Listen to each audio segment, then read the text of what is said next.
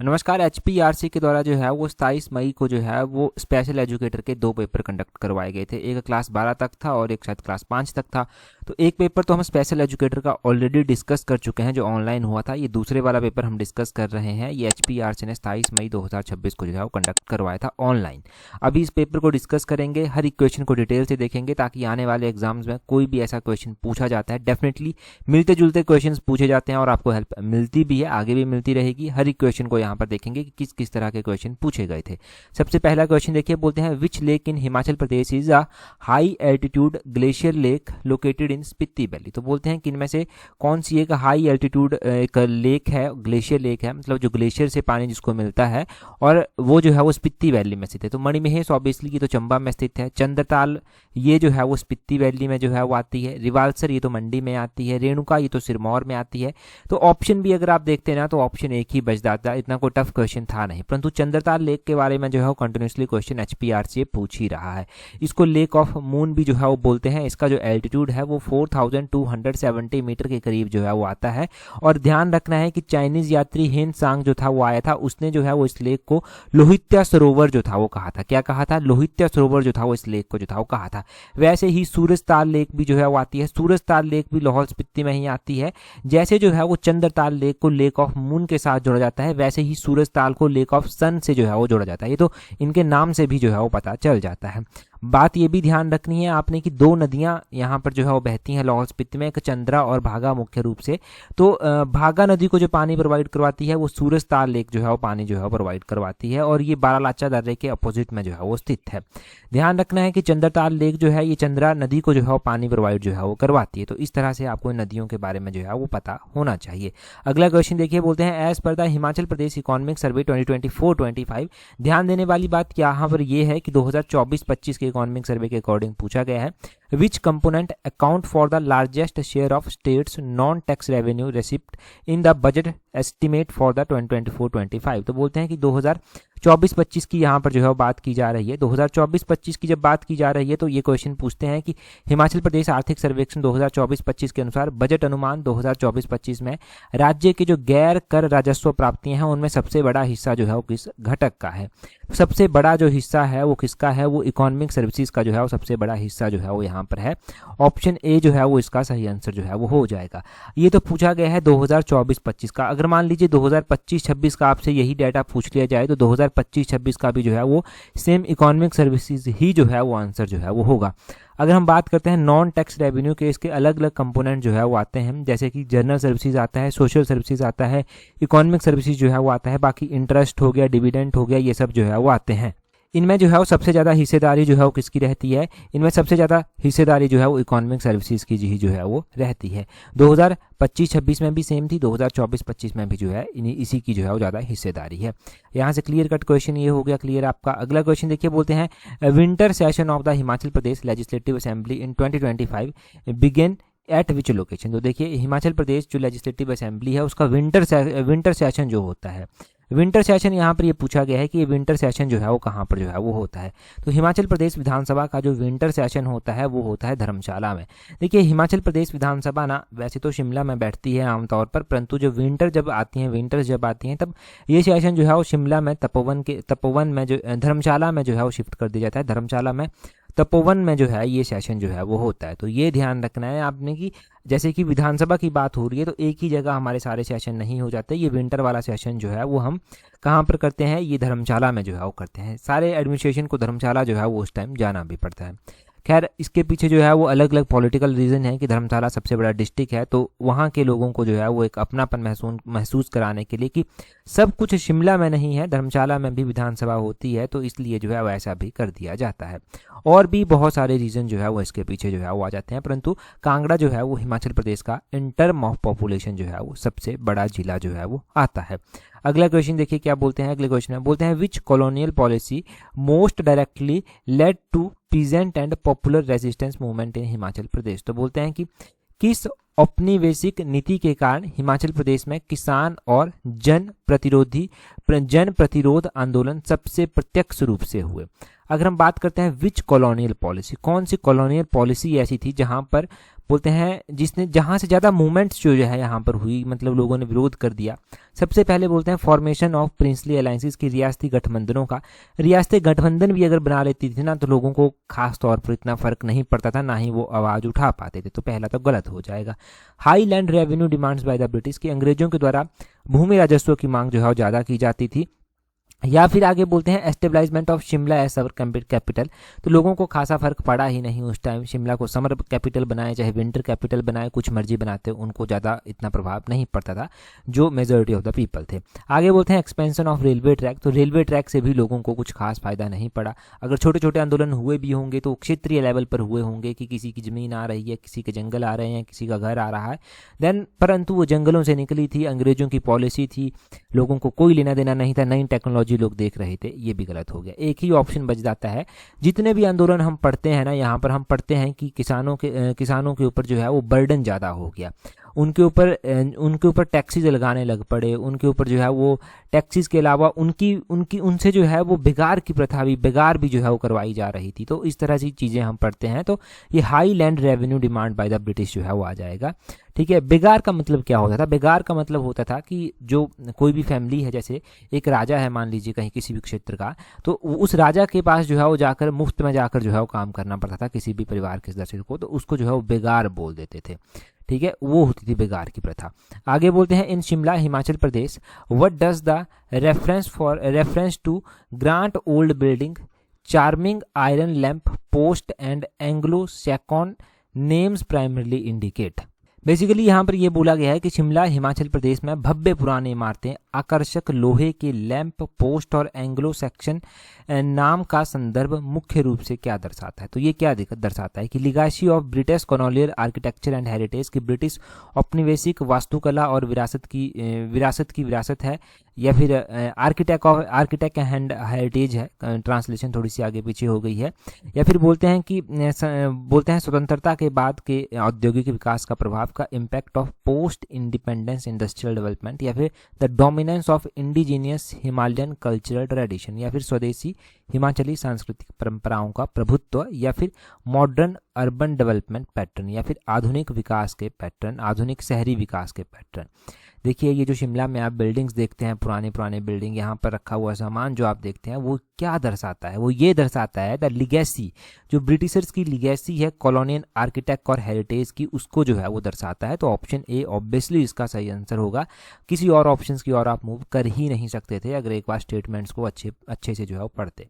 मैंने कहा है ना आपको कि ऐसे क्वेश्चंस अगर आ भी जाए ना पेपर में, तो बिल्कुल भी डरने की बात नहीं है, कंफ्यूज होने की बात नहीं है। ये क्वेश्चंस जस्ट फॉर ऐसे होते हैं कि स्टेटमेंट्स पढ़िए, क्वेश्चन पढ़िए आराम से और आंसर कीजिए। अंग्रेजी में समझ नहीं आता, हिंदी में पढ़िए, प्रैक्टिस की होगी तो डन है, आपका पेपर कहीं नहीं जाता। अगला क्वेश्चन देखिए क्या बोलते हैं which conservation site in Himachal Pradesh is recognised as UNESCO world heritage site for its unique biodiversity. तो बोलते हैं कि हिमाचल प्रदेश के किस संरक्षण स्थल को उसकी अनूठी जैव विविधता के कारण यूनेस्को विश्व धरोहर के रूप में मान्यता मिली है? रेणुका वाइल्ड लाइफ सेंचुरी को तो नहीं मिली है, गोविंद सागर को भी नहीं मिली, पिन वैली को भी नहीं मिली, ये जो ग्रेटर हिमालयन नेशनल पार्क है इसको जो है वो मिली है।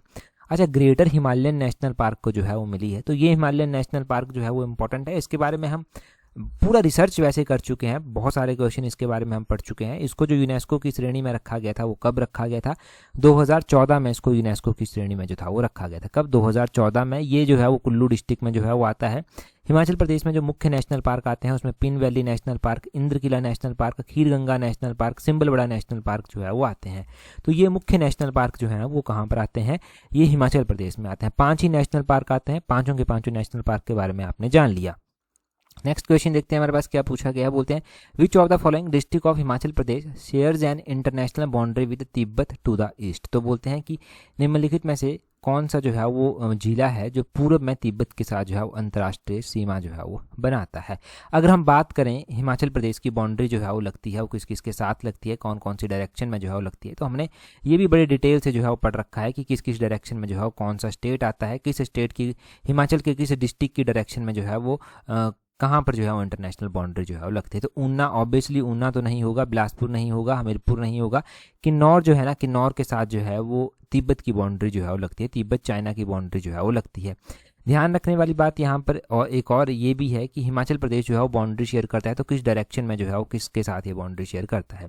हिमालय में हिमाचल आता है तो नॉर्दर्न हिमालय रीजन में जो है वो ये आता है, और जम्मू कश्मीर के साथ ये बाउंड्री शेयर करता है नॉर्थ में, पंजाब के साथ ये वेस्ट में करता है, हरियाणा के साथ ये साउथ में करता है, उत्तराखंड के साथ ये साउथ ईस्ट में करता है, और तिब्बत के साथ, तिब्बत जो चाइना है उसके साथ ये ईस्ट में जो है वो करता है, और ईस्ट में भी इसका किन्नौर डिस्ट्रिक्ट जो है वो बाउंड्री शेयर जो है वो करता है। ठीक है, इसमें कोई बहुत बड़ा मैथ लगाने की जरूरत नहीं थी, ये भी आसान क्वेश्चन जो था वो था। HPG में आप 100% परफॉर्म कर सकते हैं, डिपेंड करता है कि आपकी शिफ्ट कैसी है और आपकी तैयारी कैसी है। कई बार शिफ्ट टफ होती है तो क्वेश्चंस अटेम्प्ट करने में दिक्कत आ जाती है, अगर प्रैक्टिस प्रॉपर ना की हो तो हिमाचल GK को लाइटली नहीं ले सकते, क्योंकि इसमें अच्छा स्कोर किया जा सकता है। अगला क्वेश्चन हम देखेंगे, आगे GK के क्वेश्चन चलेंगे, परंतु उससे पहले अगर आप तैयारी कर रहे हैं अपकमिंग HPRC के एग्जाम्स के लिए, चाहे आप तैयारी टीचर के एग्ज़ाम के लिए कर रहे हैं या फिर HPRC के और भी बहुत सारे एग्जाम हैं जिनके लिए आप तैयारी कर रहे हो, तो जनरल अवेयरनेस का सेक्शन जो कि 35 नंबर का आएगा, उसमें अगर आप अच्छी अपनी पकड़ बनाना चाहते हैं, अच्छे से प्रैक्टिस करना चाहते हैं, क्वेश्चंस ज़्यादा से ज़्यादा प्रैक्टिस कर जो है खुद को जो है वो इतना काबिल बनाना चाहते हैं कि 35 में से एटलीस्ट 30 के करीब तो नंबर आप ले ही सकें, क्योंकि आपको पता होना चाहिए कि कितनी इंपॉर्टेंस है इस सेक्शन की। तो देखिए, आप हमारी जनरल अवेयरनेस वाले टेस्ट सीरीज के साथ टाइमली जुड़ सकते हैं, जिसका लिंक नीचे डिस्क्रिप्शन बॉक्स कमेंट बॉक्स में जो है वो दिया गया है। अगर आप सीरियसली तैयारी कर रहे हैं तो ये जनरल अवेयरनेस की टेस्ट सीरीज जो है वो आपके लिए बहुत ज़्यादा इंपॉर्टेंट रहने वाली है। ठीक है जी, अगला क्वेश्चन देखिए क्या बोलते हैं which lake located in Bihar Katihar district between the Ganga and Mahananda rivers was recently added to the list of Ramsar site. तो देखिए, बोलते हैं कि बिहार के कटिहार जिले में गंगा और महानंदा नदियों के बीच स्थित कौन सी झील हाल ही में रामसार स्थलों में जो है वो जोड़ी गई है। तो रामसार स्थलों में अगर आप देखेंगे तो हमने जो है वो एक क्वेश्चन पढ़ रखा है कि 94th रामसार साइट जो है वो कौन सी बनी है। तो ये जो 94th रामसार साइट बनी है वो हमने गोगाबेल लेक जो है वो पढ़ा है, और गोगाबेल लेक मैंने इतना आपको ज़रूर बताया है कि ये बिहार में स्थित है और बिहार के कटिहार जिले में जो है वो स्थित है। तो गोगाबेल के बारे में हमने इतना पढ़ा है, अगर इतना भी आपको पता होता तो ज़्यादा डिटेल में भी आपको जानकारी रखने की ज़रूरत नहीं थी, आप इजीली इस क्वेश्चन को जो है वो सही टिक कर सकते थे, सही आंसर कर सकते थे, अच्छा स्कोर यहाँ पर जो है वो किया जा सकता था। अगला क्वेश्चन हम देखेंगे, परंतु रामसार साइट्स के बारे में क्यों ना थोड़ा सा जो है वो रिवाइज कर ही लिया जाए। अभी लेटेस्ट रामसार साइट भी जो है वो बन गई है, उत्तीर्ण सीरीज में इसका क्वेश्चन भी हम पढ़ेंगे, परंतु जो अभी लेटेस्ट रामसार साइट जो है वो बनी है वो कौन सी जो है वो बनी है, वो जो है वो JP नारायण बर्ड सेंचुरी जो है वो बनी है। जगत प्रकाश नारायण बर्ड सेंचुरी जो है वो 100वें नंबर की रामसार साइट जो है वो बनी है। 99th नंबर की जो है वो सेखा झील बर्ड सेंचुरी बनी है उत्तर प्रदेश अलीगढ़ की, और 98th नंबर की जो है वो चारी धांत वेटलैंड बनी है, ये कच्छ गुजरात में जो है वो आती है। तो इतना तो आपको पता होना ही चाहिए, ये इंपॉर्टेंट जानकारी है। आगे क्वेश्चन में क्या बोलते हैं which land measurement unit derived from the root vap was used in Gupta Bengal. तो बोलते हैं कि गुप्तकालीन बंगाल में प्रयुक्त होने वाली भूमि मापन की कौन सी इकाई वप मूल से उत्पन्न हुई थी। देखिए, वैसे तो मैंने एक बात नोटिस की है कि जितने भी क्वेश्चंस जो हैं वो हिस्ट्री के खास तौर पर जो पूछे जा रहे हैं वो बहुत ज़्यादा डेप्थ में जो है वो पूछे जा रहे हैं।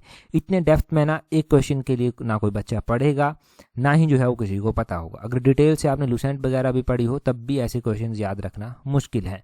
ऐसे क्वेश्चन पॉसिबल हो सकते हैं सिर्फ प्रैक्टिस से ही, कि कहीं पर आपने ऐसा क्वेश्चन सेम प्रैक्टिस किया हो और वही क्वेश्चन जो है वो एग्जाम में पूछ लिया गया।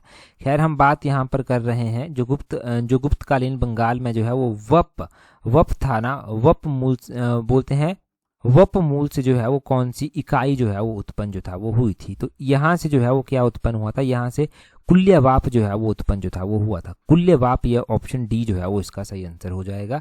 कुल्यवाप जो है वो उत्पन्न हुआ था। कुल्यवाप के अलावा जो है देखिए, जो भूमि को मापने की इकाइयां थी वो वप धातु से जो है वो उत्पन्न हुई है। वप एक संस्कृत से जो है वो वर्ड है, और बोलते हैं कि इसका अर्थ होता है बोना, बुआई करना, मतलब बोना जो है वो इसका अर्थ होता है। और बोलते हैं कि ताम्र अभिलेखों में जो है वो इसका विस्तृत वर्णन मिलता है। जो कुल्यवाप है ना, अलग अलग इकाइयां आती हैं, कुल्यवाप सभी इकाइयों में जो है सबसे बड़ी इकाई जो है वो है। और बोलते हैं ये उस भूमि के बराबर थी जिसमें एक कुल्य यानी कि बीज का विशिष्ट माप जो है वो बीज बोया जाता था।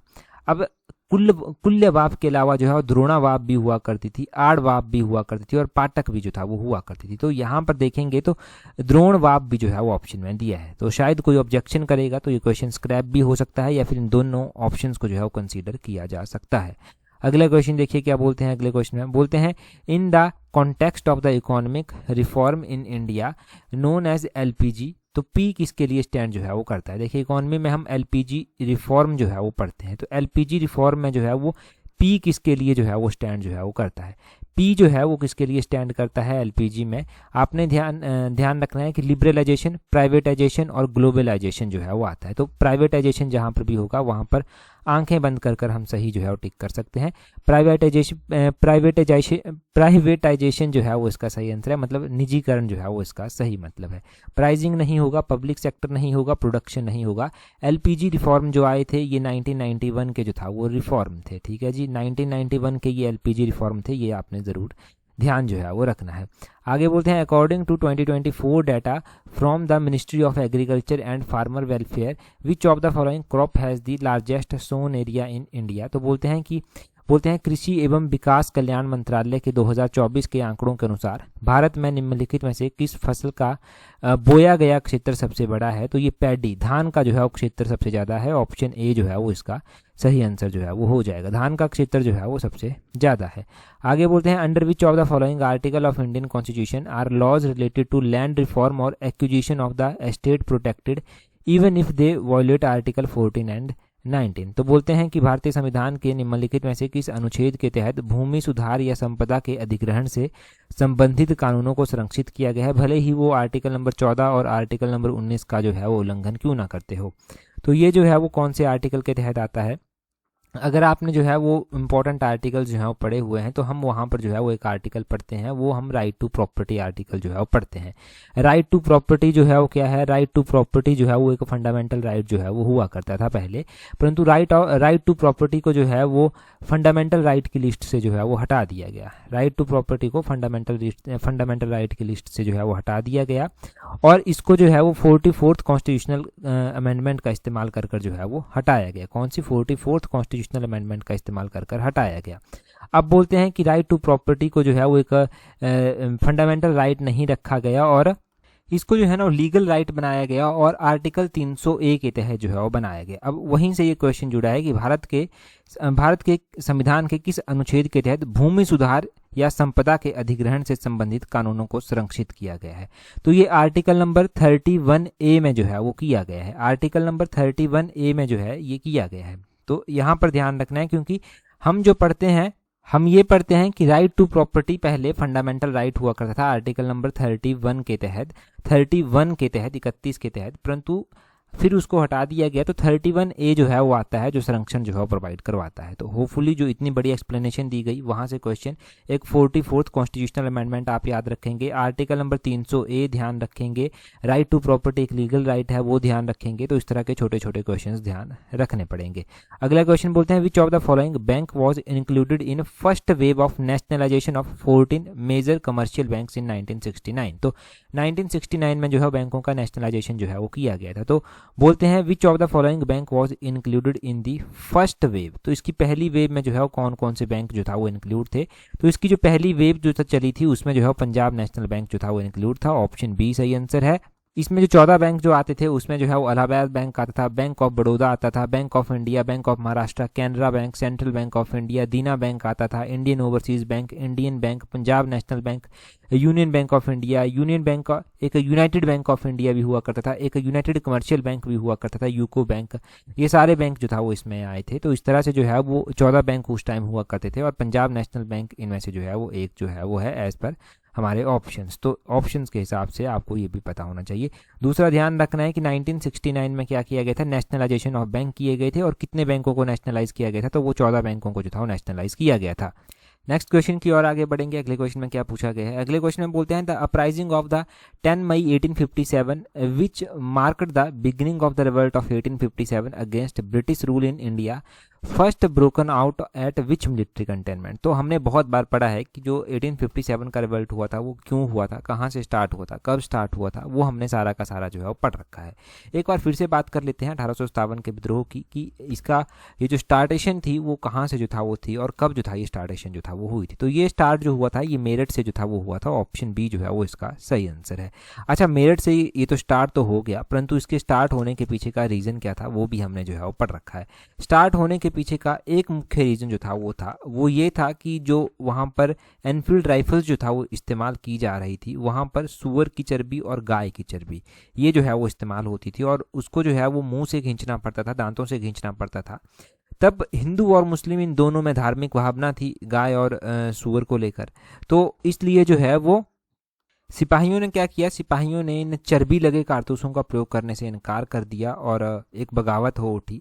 बगावत सबसे पहले मेरठ से जो था वो स्टार्ट हुई थी। 1857 का विद्रोह 10 मई के करीब मेरठ से जो है वो प्रारंभ जो था वो होता है।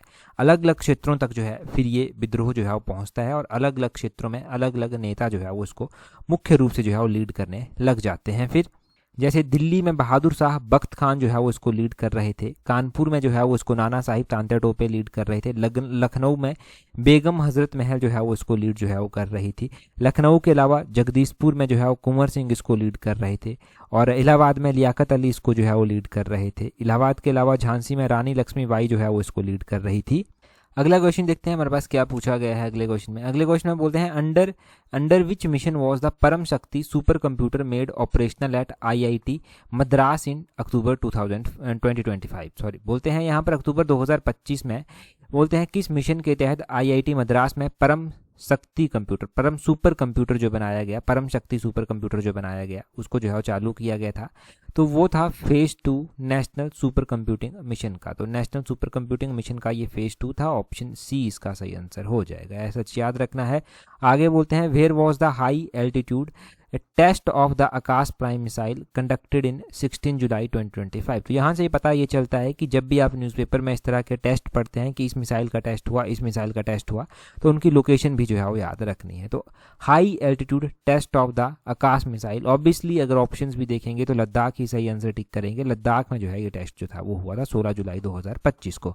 आगे बोलते हैं हु वॉज कॉन्फर्ड द दादा Sahib Phalke award at the 71st national film award ceremony इन 2025। तो हमने बहुत बार ये क्वेश्चन पढ़ा है कि 71st नंबर का जो नेशनल फिल्म अवार्ड, इनके दादा साहेब फाल्के अवार्ड जो दिया गया वो किसको दिया गया, तो वो मोहनलाल को जो था वो दिया गया था। मोहनलाल इसका ऑप्शन डी जो है वो सही आंसर जो है वो हो जाएगा।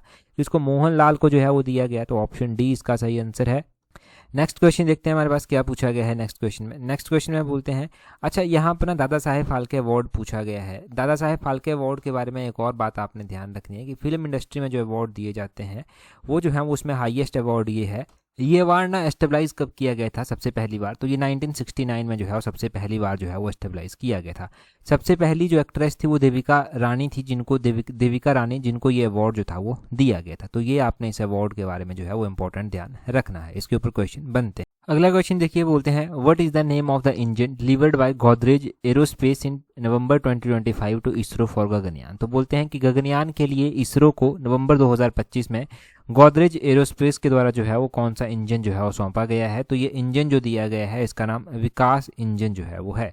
तो यहाँ से हम गगनयान के बारे में, हम शुभांशु शुक्ला के बारे में भी पढ़ चुके हैं, इसके जो इंपॉर्टेंट कंपोनेंट रह चुके हैं अभी तक वो सब हम ऑलमोस्ट कवर कर ही चुके हैं। अच्छा, शुभांशु शुक्ला को अवार्ड भी दिया गया है, वो उनको कौन सा अवार्ड दिया गया है शुभांशु शुक्ला को वो आप कमेंट कर बताएंगे, क्योंकि इस क्वेश्चन को एक तो हम करंट अफेयर्स में पढ़ चुके हैं, दूसरा ये पहले पूछा भी गया है एक एग्जाम में, तब भी हम इसको पढ़ चुके हैं। अगला क्वेश्चन देखिए क्या बोलते हैं at the 79th BAFTA award held in 2026 which Indian film won the award in best children and family film category. तो ये जो है वो किस फिल्म को अवार्ड दिया गया 2026 में 79th नंबर का BAFTA पुरस्कार जो है वो दिए गए। सर्वश्रेष्ठ बच्चों और पारिवारिक फिल्म श्रेणी में जो है वो पुरस्कार दिया गया है बूंग को। बूंग इसका ऑप्शन बी जो है सही आंसर हो जाएगा। बूंग इसका ऑप्शन ए जो है बिल्कुल सही आंसर, ऑप्शन बी है ये, बूंग ऑप्शन बी है, ये जो है वो सही आंसर है।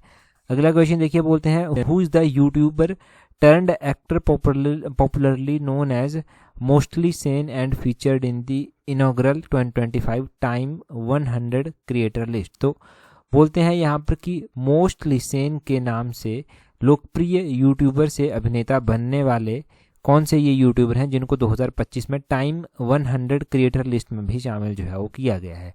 तो ये है प्राजक्ता कोहली है ये, ठीक है, ऑप्शन बी इसका सही आंसर है। तो ये ध्यान रखना है इनके चैनल का नाम है मोस्टली सेन कर, ठीक है, popularly known as Mostly Sen.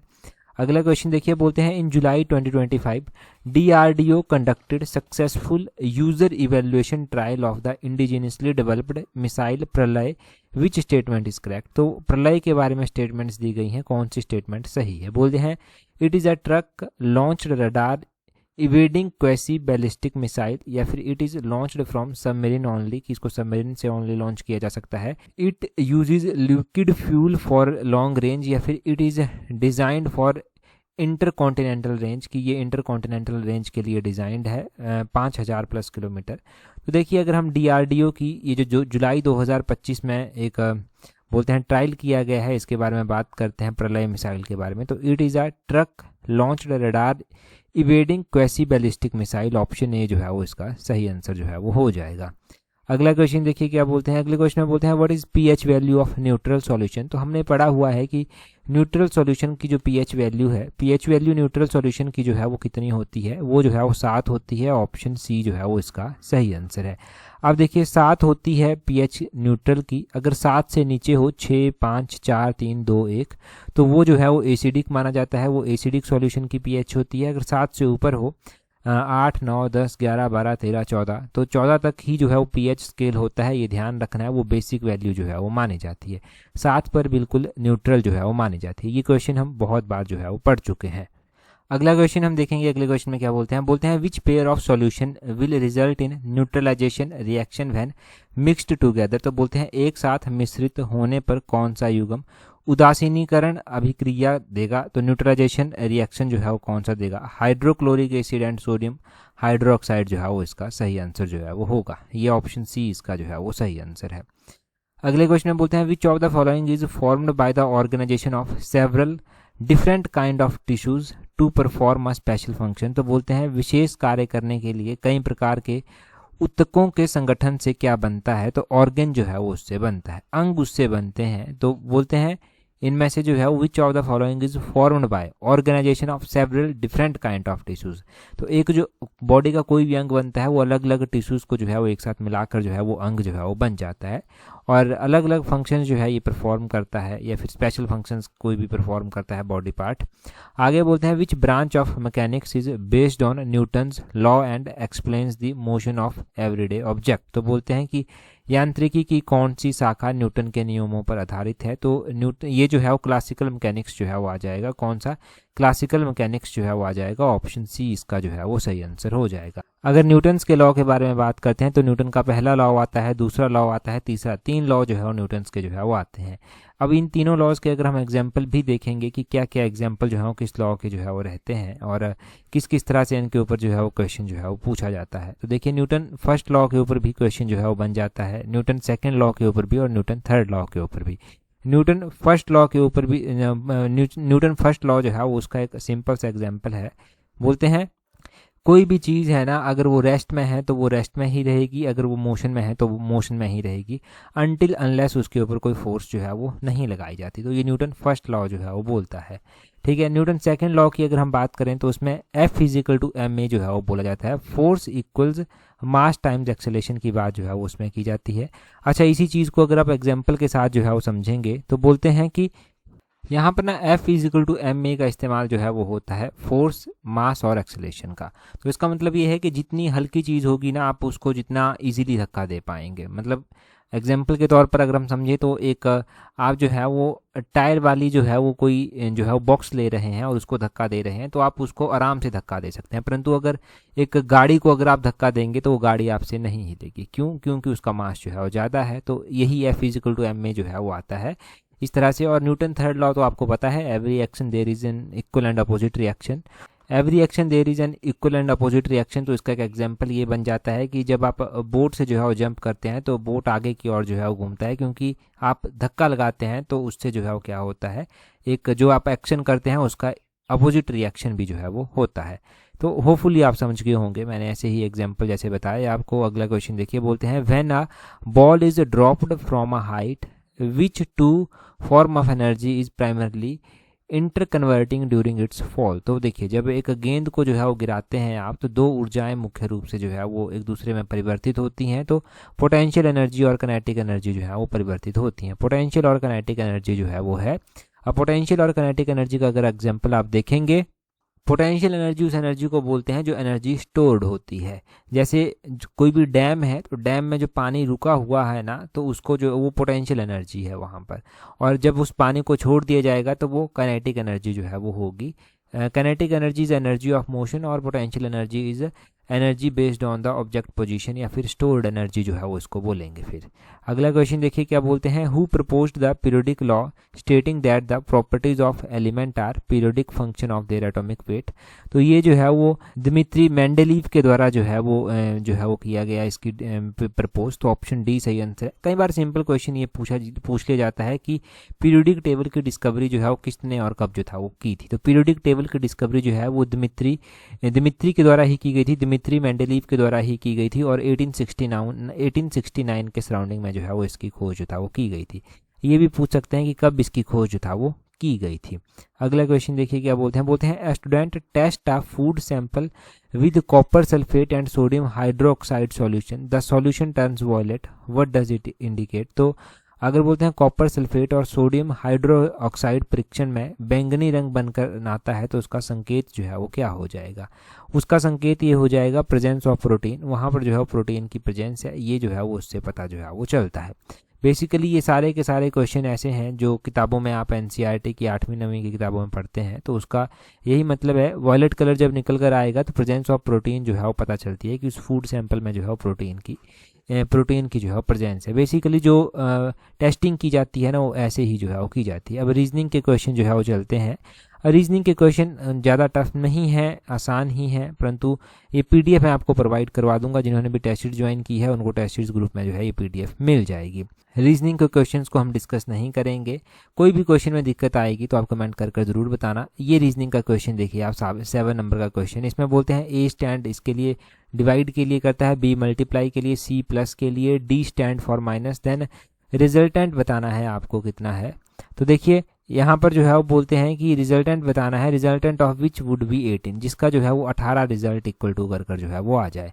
तो ये आपको सॉल्व करने हैं और 18 रिजल्ट वाला बताना है। चलिए थोड़ी सी ब्रेनस्टॉर्मिंग आपके साथ में हो जाएगी। अगर आप पंचायत सेक्रेटरी और पटवारी के एग्जाम की तैयारी कर रहे हैं ना, तब भी आप हमारी टेस्ट सीरीज को ज्वाइन कर सकते हैं, जो स्लॉट 4 वाली टेस्ट सीरीज है। नीचे डिस्क्रिप्शन बॉक्स और कमेंट बॉक्स में उसका लिंक दिया गया है। एक ही स्लॉट से आप दोनों एग्जाम की तैयारी अच्छे से कर पाएंगे। साथ में ही अगर आप तैयारी जो है वो कर रहे हैं जूनियर ऑफिस असिस्टेंट के एग्जाम के लिए, तो जूनियर ऑफिस असिस्टेंट की टेस्ट सीरीज का लिंक भी नीचे डिस्क्रिप्शन बॉक्स कमेंट बॉक्स में दिया गया है। वहाँ से आप जूनियर ऑफिस असिस्टेंट वाली टेस्ट सीरीज जो है वो ज्वाइन कर लेना। अगला क्वेश्चन देखिए, अगले क्वेश्चन में जो है वो क्या पूछा गया है। अगले क्वेश्चन में बोलते हैं which of the following is one of the primary reason for the snowfall in higher altitude in Himachal Pradesh in the spring season, जो मार्च से अप्रैल तक होता है। तो बोलते हैं हिमाचल में जो उच्च ऊंचाई वाले क्षेत्र हैं वहाँ पर बोलते हैं बसंत ऋतु के दौरान होने वाली बर्फबारी का प्रमुख कारण क्या है। तो इससे पिछले जो हमने स्पेशल एजुकेटर का पेपर पढ़ा था उसमें पहला क्वेश्चन हमने ये डिस्कस किया था, डिटेल से मैंने आपको बताया था। फिलहाल आप कमेंट कर अपना आंसर बताइए। टेलीग्राम पर अगर आपने ज्वाइन नहीं किया है तो टेलीग्राम पर ज्वाइन करने के लिए अपने टेलीग्राम से @allexam31 करके सर्च करना, आपको हमारा टेलीग्राम चैनल मिल जाएगा। आज की इस वीडियो में इतना ही है। That's all for today. Thank you very much for watching and listening it very patiently.